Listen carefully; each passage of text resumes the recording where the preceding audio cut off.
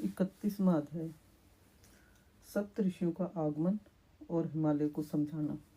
ब्रह्मा जी बोले, ब्राह्मण के रूप में पधारे स्वयं भगवान शिव की बातों का देवी मैना पर बहुत प्रभाव पड़ा और वे बहुत दुखी हो गई। वे अपने पति हिमालय से कहने लगी कि इस ब्राह्मण ने शिव जी की निंदा की है।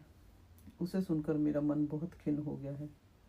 जब भगवान शिव का रूप और शील सभी कुत्सित हैं तथा सभी उनके विषय में बुरा सोचते हैं और उन्हें मेरी पुत्री के सर्वथा अयोग्य मानते हैं, तो मैं अपनी प्रिय पुत्री का हाथ कदापि उनके हाथ में नहीं दूंगी। मुझे अपनी पुत्री अपने प्राणों से भी अधिक प्रिय है। यदि आपने मेरी बात नहीं मानी तो मैं इसी समय विष खा लूंगी और अपने प्राण त्याग दूंगी। साथ ही अपनी बेटी पार्वती को लेकर इस घर से चली जाऊंगी। मैं पार्वती के गले में फांसी लगा दूंगी, उसे वनों में ले जाऊंगी अथवा किसी सागर में डुबो दूंगी, परंतु किसी भी हालत में उसका विवाह पिनाकधारी शिव के साथ नहीं होने दूंगी। यह कहकर देवी मैना रोती हुई तुरंत कोप भवन में चली गई और उन्होंने कीमती वस्त्रों का त्याग कर दिया और जमीन पर लेट गई। जब इस विषय में भगवान शिव को जानकारी हुई तो उन्होंने सप्तऋषियों को याद किया। वे तुरंत ही वहां आ गए। तब त्रिलोकीनाथ भगवान शिव ने सप्तऋषियों को देवी मैना को समझाने की आज्ञा देकर उनके घर भेजा। त्रिलोकीनाथ भगवान शिव का आदेश मिलने पर सप्तऋषियों ने श्रद्धापूर्वक प्रणाम करके आकाश मार्ग से पर्वतों के राजा हिमालय के राज्य की ओर चल दिए। सप्तऋषि जब हिमालय के नगर के निकट पहुंचे तो वहां का ऐश्वर्य देखकर उसकी प्रशंसा करने लगे। वे सातों ऋषि आकाश में सूर्य के समान चमकते हुए जान पड़ते थे। उन्हें आकाश मार्ग से आता देखकर हिमालय को बहुत आश्चर्य हुआ। शैलराज सोचने लगे कि इन तेजस्वी सप्तऋषियों के आगमन से आज मेरा संपूर्ण राज्य धन्य हो गया। तभी सूर्य तुल्य तपस्वी सप्तऋषि आकाश से उतरकर पृथ्वी पर खड़े हो गए। गिरिराज हिमालय ने दोनों हाथ जोड़कर और अपना मस्तक झुकाकर आदर पूर्वक उन्हें प्रणाम किया और उनका पूजन तथा स्तुति की। तत्पश्चात गिरिराज हिमालय ने कहा कि आज मेरा घर आपके चरणों की राज पाकर पवित्र हो गया है। मेरा जीवन आपके दर्शनों से धन्य हो गया है। फिर आदर पूर्वक हिमालय ने सप्तऋषियों को आसनों पर बैठाया। हिमालय बोले, आज मेरा जीवन सफल हो गया है। आज मेरा सम्मान इस संसार में बढ़ गया है। जिस प्रकार अनेक तीर्थों के दर्शनों को पुण्य कमाने का स्रोत माना जाता है, उसी प्रकार आज मैं भी पवित्र तीर्थों के समान वंदनीय हो गया हूँ। हे ऋषिगणों, आप साक्षात भगवान विष्णु के समान हैं। आपने हम दीनों के घरों की शोभा बढ़ा दी है। आज मैं स्वयं को संसार का सबसे महत्वपूर्ण व्यक्ति मान रहा हूँ। यद्यपि मैं एक तुच्छ अदना सा मनुष्य हूँ, फिर भी मेरे योग्य कोई सेवा हो तो मुझे अवश्य बताएं। आपका कार्य करके मुझे हार्दिक प्रसन्नता होगी। सप्तऋषि कहने लगे, हे शैलराज, भगवान शिव इस संपूर्ण जगत के पिता हैं। वे निर्गुण और निराकार हैं। वे सर्वज्ञ हैं। वे ही परम ब्रह्मा परमात्मा हैं और वे ही सर्वेश्वर हैं।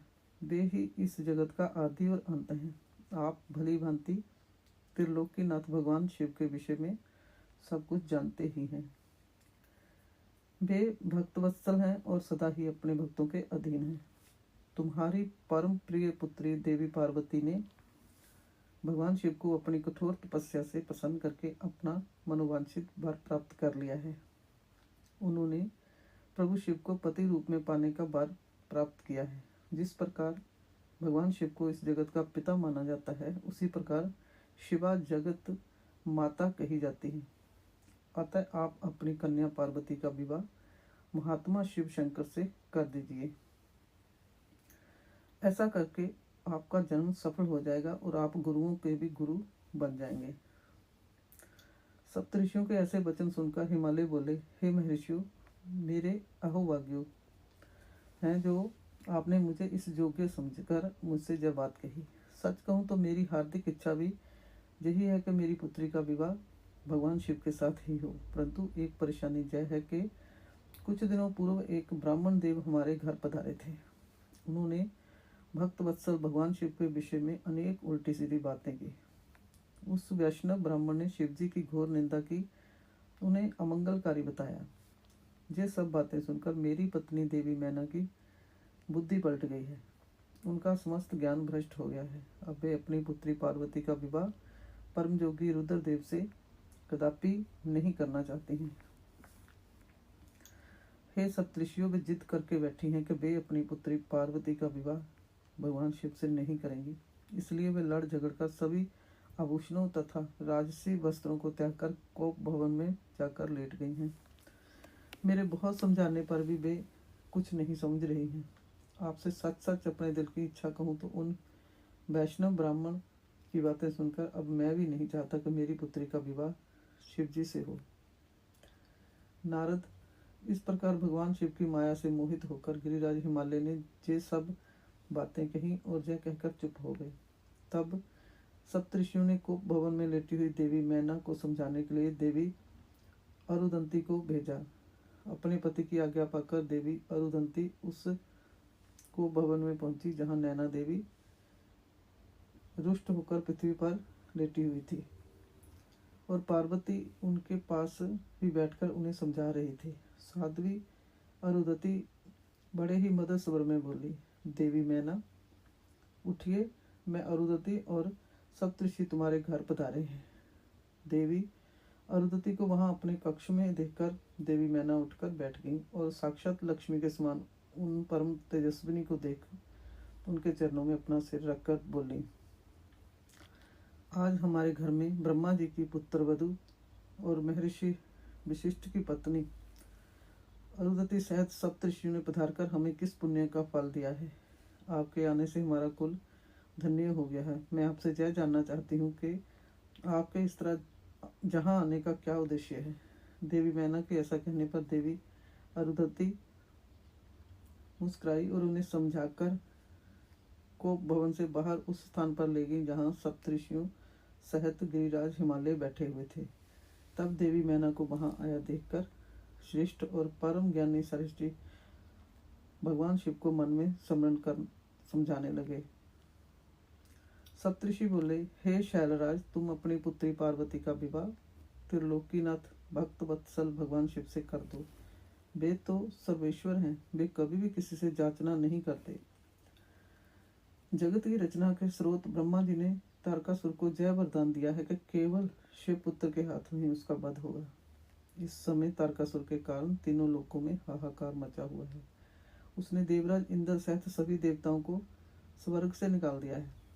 साथ ही वह निर्दोष लोगों का भी शत्रु बन बैठा है। साधुओं और ऋषि मुनियों को यज्ञ नहीं करने देता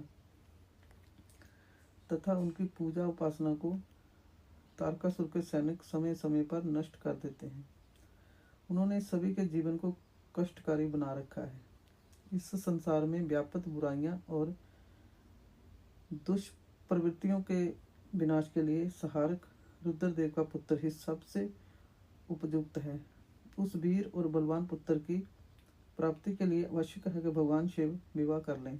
इसलिए ब्रह्मा जी ने भगवान शिव से विवाह करने की प्रार्थना की है।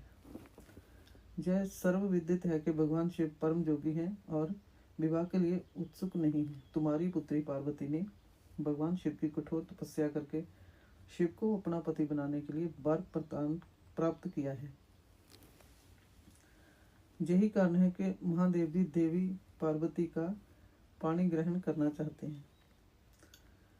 सप्तऋषियों की यह बात सुनकर हिमालय विनय पूर्वक बोले, हे ऋषिगण, आपकी बातें सही हैं, परंतु यहाँ तक मैं जानता हूँ शिव जी के पास ना तो रहने के लिए घर है, ना ही कोई नाते रिश्तेदार हैं और ना ही बंधु बांधव हैं। उनके पास कोई राजपाट भी नहीं है और ना ही वे ऐश्वर्य और विलासता का जीवन ही जीते हैं। आप वेद विधाता ब्रह्मा जी के पुत्र हैं, इसलिए मैं आपका आदर और सम्मान करता हूँ। आप परम ज्ञानी हैं और यह जानते हैं कि जो पिता काम, मोह, भय अथवा लोभ के कारण अपनी कन्या का विवाह अयोग्य वर से कर देते हैं, वे मरने के बाद भी नरक के भागी होते हैं। इसलिए मैं कोई ऐसा कार्य नहीं करना चाहता जिससे मैं नरक का भागी बनूं। मैं अपनी प्रिय पुत्री पार्वती का विवाह स्वेच्छा से कभी भी शूल पाणी शिव के साथ नहीं करूँगा। यही मेरा और मेरी पत्नी मैना दोनों का फैसला है। हे महर्षियों, आप परम ज्ञानी और समझदार हैं, इसलिए हमारे लिए उचित विधान का बताकर हमें कृतार्थ करें। 32वां अध्याय। वशिष्ठ मुनि का उपदेश। ब्रह्मा जी बोले, हे नारद, हिमालय के कहे वचनों को सुनकर महर्षि वशिष्ठ बोले, हे शैलराज, भगवान शंकर इस संपूर्ण जगत के पिता हैं और देवी पार्वती इस जगत की जननी हैं। शास्त्रों की जानकारी रखने वाला उत्तम पुरुष वेदों में बताए गए 3 प्रकार के वचनों को जानता है। पहला वचन सुनते ही बड़ा प्रिय लगता है, परंतु वास्तविकता में वह असत्य व अहितकारी होता है। इस प्रकार का कथन हमारा शत्रु ही कह सकता है। दूसरा वचन सुनने में अच्छा नहीं लगता, परंतु उसका परिणाम सुखकारी होता है। तीसरा वचन सुनने में अमृत के समान लगता है तथा वह परिणाम हित करने वाला होता है। इस प्रकार नीति शास्त्र में किसी बात को कहने के 3 प्रकार बताए गए हैं। आप इन तीनों प्रकार में किस तरह का वचन सुनना चाहते हैं? मैं आपकी इच्छा अनुसार ही बात करूंगा। भगवान शंकर सभी देवताओं के स्वामी हैं। उनके पास दिखावटी संपत्ति नहीं है। वे महान योगी हैं और सदैव ज्ञान के महासागर में डूबे रहते हैं। वे सबके ईश्वर हैं।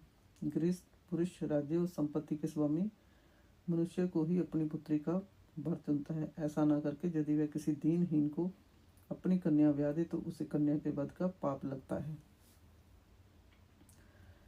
शैलराज, आप शिव स्वरूप को जानते ही नहीं हैं। धनपति कुबेर आपका सेवक है। कुबेर को यहाँ धन की कौन सी कमी है? जो स्वयं सारे संसार की उत्पत्ति, पालन और संहार करते हैं, उन्हें भोजन की भला क्या कमी हो सकती है? ब्रह्मा, विष्णु और रुद्रदेव सभी भगवान शिव का ही रूप है। शिवजी से प्रकट हुई प्रकृति अपने अंश में 3 प्रकार की मूर्तियों को धारण करती है। उन्होंने मुख से सरस्वती, वक्षस्थल से लक्ष्मी एवं अपने तेज से पार्वती को प्रकट किया है। भला उन्हें दुख कैसे हो सकता है?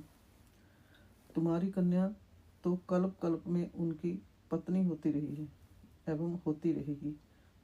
अपनी कन्या सदाशिव को अर्पण कर दो। तुम्हारी कन्या के तपस्या करते समय देवताओं की प्रार्थना पर सदाशिव तुम्हारी कन्या के समीप पहुंचकर उन्हें उनका मनोवांछित वर प्रदान कर चुके हैं। तुम्हारी पुत्री पार्वती के कहे अनुसार शिवजी तुमसे तुम्हारी कन्या का हाथ मांगने के लिए तुम्हारे घर 2 बार पधारे थे, पर तुम उन्हें नहीं पहचान सके। वे नटराज और ब्राह्मण भेषधारी शिव ही थे जो तुम्हारी कन्या का हाथ मांगने आए थे, पर तुमने मना कर दिया। जब तुम्हारा दुर्भाग्य नहीं तो और क्या है? अब यदि तुमने प्रेम से शिवजी को अपनी कन्या का दान ना किया तो भगवान शंकर बलपूर्वक भी तुम्हारी कन्या से विवाह कर लेंगे। शैलेंद्र, यह बात अगर आप ठीक से नहीं समझेंगे तो आपका अस्तित्व ही समाप्त हो जाएगा। आपको शायद ज्ञात नहीं है कि पूर्व में देवी शिवा ने ही प्रजापति दक्ष की पत्नी के गर्भ से जन्म लिया था और सती के नाम से प्रसिद्ध हुई थी।